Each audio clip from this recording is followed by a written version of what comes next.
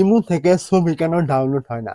তো ইমো থেকে আপনি ছবি ডাউনলোড করতে হলে প্রথমে চলে আসবেন আপনি যার কাছ থেকে ডাউনলোড করতে পারছেন না, আপনি কি করবেন?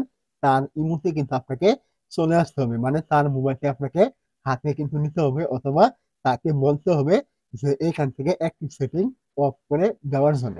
তো ওই সেটিংটি কিভাবে তাকে বলবেন অফ করার জন্য, এটা আমি আমার ইমোতে দেখিয়ে দিব। আপনি তার ইমোতে গিয়ে কিন্তু এই সেটিংটা আপনাকে অফ কিন্তু করতে হবে। তো আপনি কি করবেন?